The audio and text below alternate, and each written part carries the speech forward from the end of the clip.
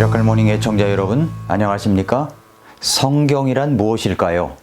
우리가 믿고 있는 성경에 대한 이야기들, 그 베이직을 흠정역 성경 서문에 나오는 내용으로 성도님들과 함께, 우리 성도님들의 낭송과 함께 토막 설명을 이어가도록 하겠습니다.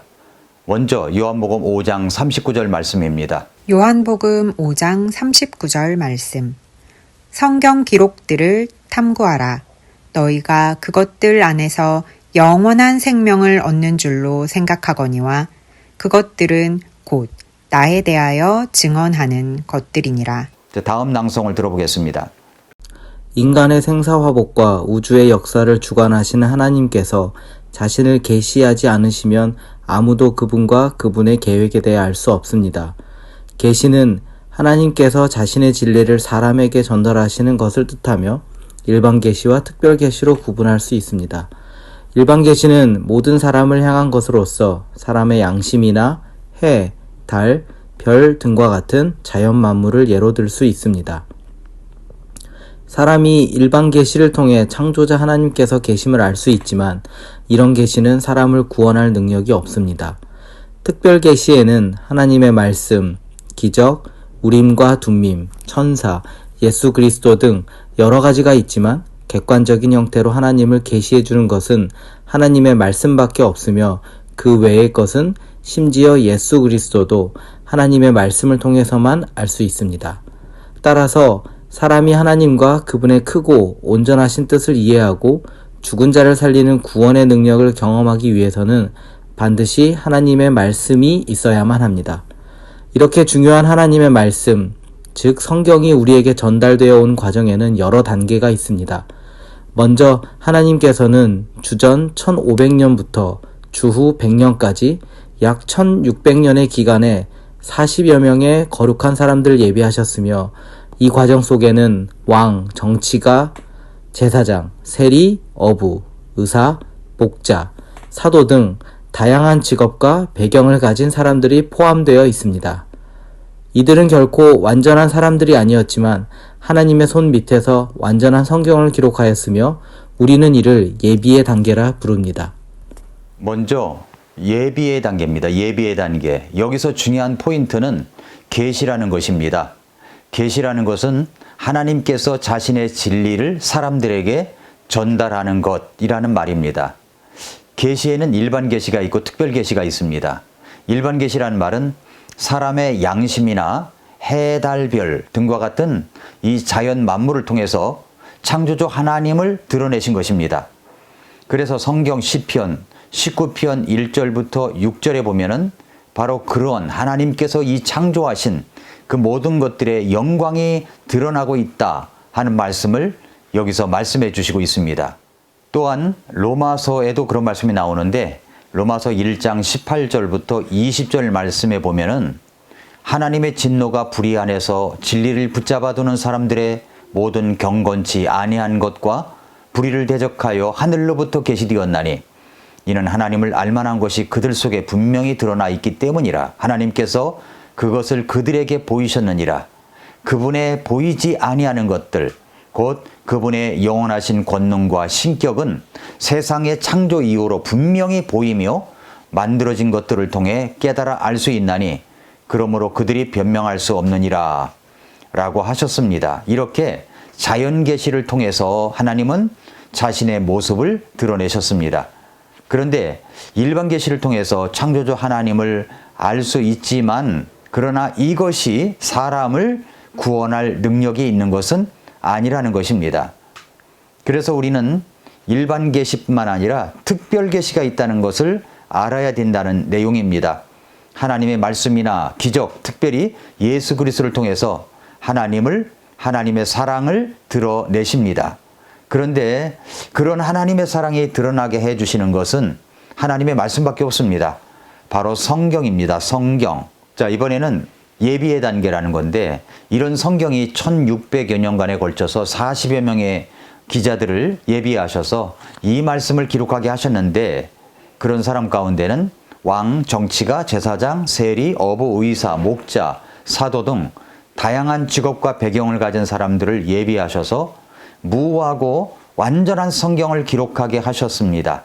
이것을 뭐라고 하냐면 예비의 단계라고 합니다. 자, 그 다음 낭송 들어볼까요? 이처럼 기록자들을 예비하신 뒤에 하나님께서는 적당한 시기에 영감이라는 단계를 통해 이들을 사용하셔서 자신의 말씀을 기록하게 하셨습니다. 이에 대해 성경은 분명하게 모든 성경 기록은 하나님의 영감에 의해 주어진 것으로 교리와 책망과 바로잡음과 의로 교육하기에 유익하다. 디모데후서 3장 16절 말씀이라고 말합니다. 여기서 영감이란 말은 숨을 불어넣는 것을 의미하며 이에 대해 성경은 대어는 옛적에 사람의 뜻에 의해 나오지 아니하였고 오히려 하나님의 거룩한 사람들은 성령님께서 자기들을 움직이시는 대로 말하였다. 베드로후서 1장 21절 고 확실하게 정의합니다. 따라서 성경은 처음부터 끝까지 하나님께서 한 단어 한 단어에 숨을 불어넣으신 책이며 우리는 이것을 총체적 축자 영감이라 부릅니다. 이렇게 해서 소위 자필 원본이라 불리는 최초의 하나님의 말씀이 기록으로 주어졌습니다. 그 뒤에 하나님께서는 경건한 사람들을 사용하셔서 보존이라는 단계를 통해 자신의 말씀을 순수하게 지켜주셨습니다. 하나님께서 단어마다 친히 숨을 불어넣으셔서 완전하게 만드시고는 그 말씀을 전체적으로 완전하게 보존하지 않으신다면 영감의 단계가 무슨 소용이 있겠습니까? 따라서 완전한 보존이 없는 완전한 영감이란 의미가 없으며 하나님의 속성 역시 이를 허락하지 않습니다. 하나님께서는 영감이라는 기적을 통해 기록된 말씀을 자신의 섭리에 따라 보존하셨습니다. 자, 이 단락에서는 영감의 단계를 이야기합니다. 영감이라는 말은 숨을 불어 넣는 것을 의미합니다. 그래서 베드로후서 1장 21절에 보면은 대언은 옛적에 사람의 뜻으로 말미암아 나오지 아니하였고 오직 하나님의 거룩한 사람들은 성령님께서 자기들을 움직이시는 대로 말하였느니라 라고 했습니다. 그 성경을 기록한 기자의 인격, 배경, 환경 이런 것들을 종합해서 성령의 역사하심으로 기록했다는 말입니다. 우리가 잘 아는 디모데후서 3장 16절에 보면은 모든 성경 기록은 하나님의 영감으로 주신 것으로 교리와 책망과 바로잡음과 의로 교육하기에 유익하다라고 했습니다. 이런 것을 뭐라고 얘기했냐면은 총체적 축자 영감이라고 부릅니다. 이렇게 자필 원본이라고 하는 최초의 하나님의 말씀이 기록된 것입니다. 말씀의 보존에 대하여 성경은 풀은 마르고 꽃은 시드나 우리 하나님의 말씀은 영원토록 서리라. 이사야서 40장 8절. 고 확언하며 예수님께서도 하늘과 땅은 없어지겠으나 내 말들은 없어지지 아니하리라. 마태복음 24장 35절. 고 말씀하심으로써 말씀의 보존을 확정하셨습니다. 구약 시대에는 하나님께서 유대인들을 사용하셔서 대부분의 구약 성경을 히브리어로 기록하고 보존하게 하셨으며 신약 시대에는 그리스도인들을 사용하셔서 신약 성경 전체를 그 당시 세계의 공통어였던 그리스어로 기록하고 보존하게 하셨습니다. 물론 보존의 단계에서도 하나님께서는 부족하고 연약한 사람들을 사용하여 완전한 일을 행하셨고 바로 이 단계를 통해 21세기에 사는 우리에게까지 성경이 전달되어 왔습니다. 그 다음에는 이제 보존의 단계입니다. 보존의 단계. 축자적으로 영감되어 기록된 그 성경 말씀을 하나님께서는 거룩한 사람들을 사용하셔서 보존이라는 단계를 통해 자신의 말씀을 순수하게 지켜주셨습니다. 이사야 40장 8절에 보니까 풀은 마르고 꽃은 시드나 우리 하나님의 말씀은 영원토록 서리라 하라 했고요. 마태복음 24장 35절에서도 하늘과 땅은 없어지겠으나 내 말들은 없어지지 아니하리라 라고 했습니다. 그러니까 하나님은 하나님의 말씀인 성경을 보존하시겠다고 하셨다는 내용입니다. 하나님의 말씀이 우리에게 전달되어 온 경로에서 그 다음 단계는 번역이라 할 수 있습니다. 주후 100년 이후에 복음이 온 세상에 퍼지면서 하나님의 말씀을 각 나라의 말로 번역할 필요가 생겼고 그 결과 수많은 역본이 출현하였습니다. 성경의 영감과 보존에 대해 이야기하는 사람은 많지만 번역의 중요성을 제대로 인식하는 사람은 많지 않습니다. 그러나 엄밀한 의미에서 볼 때 이 넓은 세상 곳곳에 사는 많은 사람들을 구원하는 것은 히브리어나 그리스어로 기록된 자필 원본 성경이 아니라 각 나라의 말로 번역된 성경입니다. 이러한 측면에서 우리 이방인들에게는 번역의 단계 역시 영감이나 버전의 단계 못지않게 매우 중요하다 할 수 있습니다. 그 다음에는 이제 번역의 단계가 있습니다. 번역의 단계. 하나님의 말씀이 각 나라 말로 번역이 되어야 그 나라 사람들이 구원의 복음을 들을 수 있기 때문에 정확하게 번역이 되어야 한다는 것은 정말로 대단히 중요한 것입니다. 사람들을 구원시키는 말씀은 자필 원본이 아니라 사본이 아니라 바로 번역된 성경이기 때문입니다.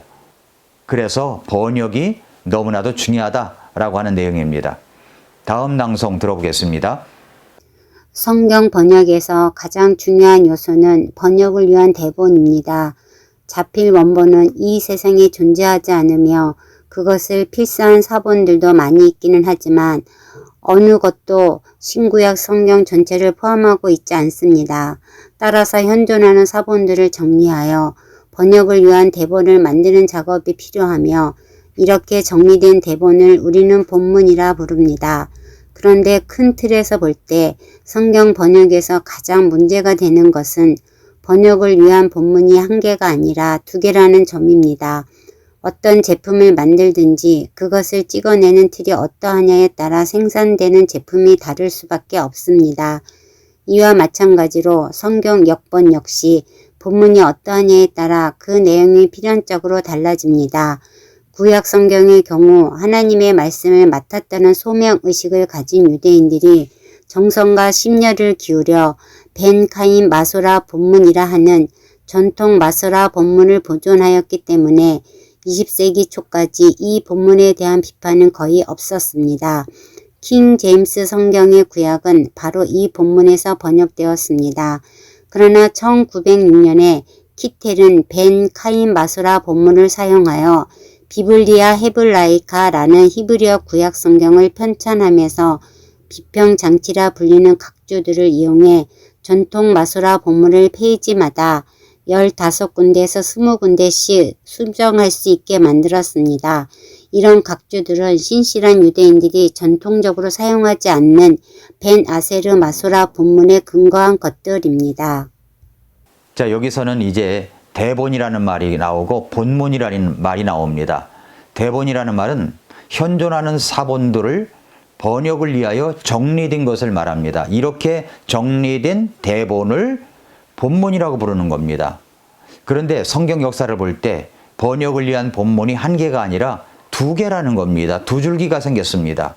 어쩌다 이렇게 두 개의 본문이 생겼을까요? 계속 살펴보겠습니다.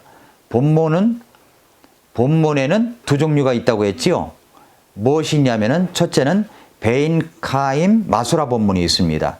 구약 성경의 경우에 유대인들이 하나님의 말씀을 맡았는데 그분들이 전통 마소라 본문을 지켜왔던 그 본문을 말합니다. 킹 제임스 성경은 이 본문을 사용하여 구약 성경을 번역하였기 때문에 정확하게 번역을 한 것입니다. 그 다음에 두 번째는 이름은 비슷한데 다른 게 있습니다. 벤 아세르 마소라 본문이라는 것이 있습니다. 이것은 1906년에 루돌프 키텔이라고 하는 사람이 전통 마소라 본문인 벤 카임 마소라 본문을 자기가 재편집을 해버렸습니다. 그래서 이름을 뭐라고 붙였냐면은 비블리아 헤브라이카, 그러니까 BHK, 키텔이 했다고 해서 BHK라고 이름 붙여 구약 성경을 편찬한 것입니다. 이 전통 마소라 본문인 벤 카임 마소라 본문을 본문 비평이라는 것을 동원해서 페이지마다 15군데에서 20군데씩 수정해 버렸습니다. 이것을 벤 아세르 마소라 본문이라고 부릅니다. 좀 헷갈리시죠? 벤 카임 마소라 본문이 진짜이고 벤 아세르 마소라 본문은 수정된 본문, 사람이 임의로 편집한 본문을 말합니다. 누가 그렇게 했다고요? 키텔이라고 하는 사람입니다. 키텔. 오늘은 여기까지 하겠습니다. 내일 또 계속 이어지겠습니다. 오늘도 미라클 모닝입니다. 나는 성경을 제일 좋아합니다. 성경에는 밝은 빛, 지혜 가득합니다. 무엇보다 더 귀한 성경 말씀 사랑해 진리 안에 살면서 올바르게 살아